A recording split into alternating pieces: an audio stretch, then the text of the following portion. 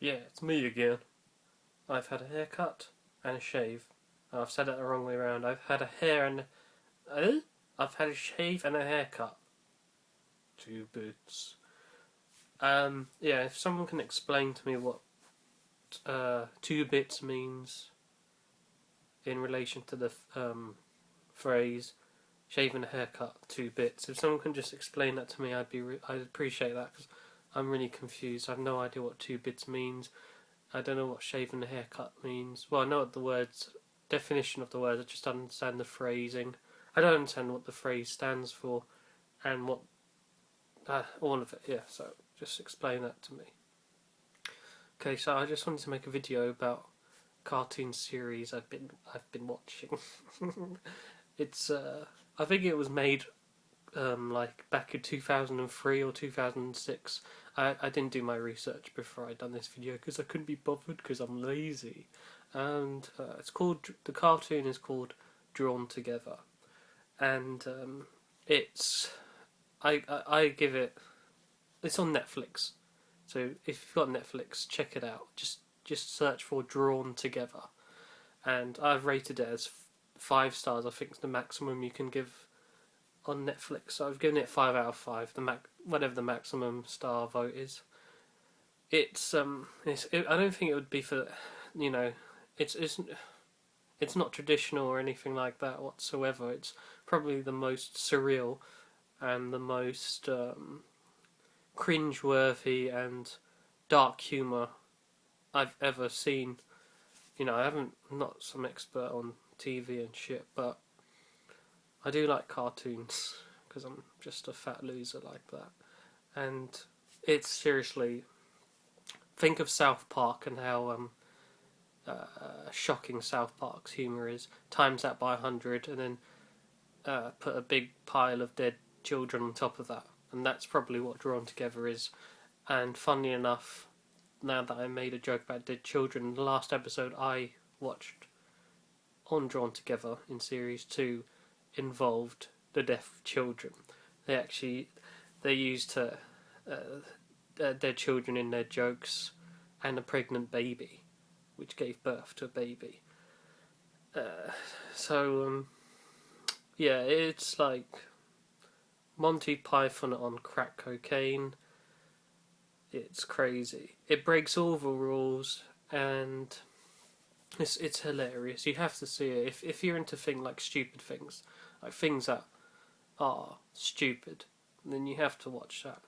And it's not stupid in like a lowbrow way. It's kind of a highbrow stupid, ironic thingy. You know, it's all the fashion now is to make fun of things and be aware that you're making fun of it, and to break all the traditional rules of comedy and TV and stuff.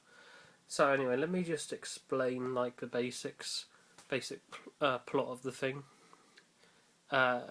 It's like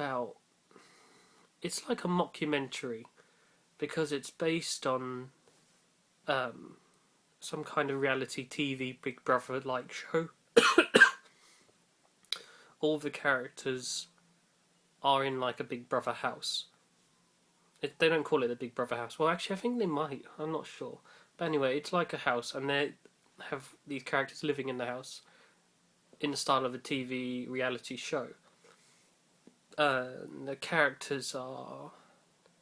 One's a superhero who's incredibly childish and unsuperhero-like at times, even though, you know, sometimes he does do superhero stuff, like he has strength and X-ray vision and stuff like that, and flying, but he always uses them wrongly. And then there's a princess, and she looks suspiciously like a Disney drawing, and her kind of stick is she's very conservative, a white supremacist, and openly racist and extremely religious. Then there's a black and white cartoon from like she's like a character from the 1920s, like an old sex symbol who's landed on hard times now. She's a drinker, she's alcoholic, she's a binge eater, she's violent, aggressive, everything bad, and she hates herself and everybody. Then there's a character who's straight from a fictional video game, and he's homosexual, and he's extremely a very stereotypical homosexual, and they always use him as a visual joke. So you'll always see him wearing a very skimpy outfit, often clothes that belong to the opposite sex. There's a cartoon. Well, they're all cartoons, but there's a pig that can talk, and he's supposed to be an internet drawing or an internet character, but now he's in real life. He's like alive now, and he's a talking pig, male talking pig. His thing is that he's extremely rude and vulgar and very crass.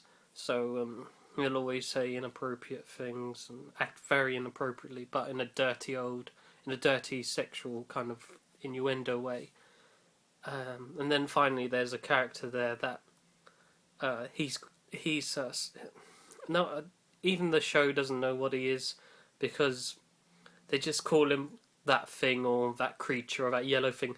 The show doesn't give a shit what he is. He's just he's like an alien basically. He's got wings on his head, and he just walks around in a vest and socks and underpants. And they don't. He does. I think he does have a. In one episode, they do explain where he's from and his race and stuff. He's from another planet, but most of the time they just call him, like, the joke is, oh yeah, that yellow thing, that disgusting creature, blah blah blah. I never call him by his. They never make reference to his race, his alien race, and he does a lot of random things. He often dies every episode and comes alive straight away. A lot of people do. So yeah, the show breaks. The show just doesn't make any sense, and that's what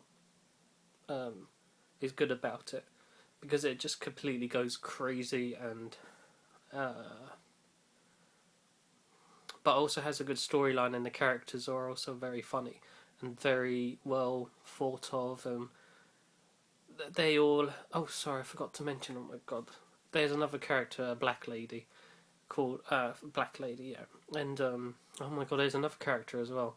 Okay, the black lady, she's like a very, not very, but she's like a stereotypical token black person of the show, and the show openly exhibits that by making her say and do things that's stereotypical of her color, of her race, and the character's aware of how stereotypical she is, but she'll just do stereotypical things anyway.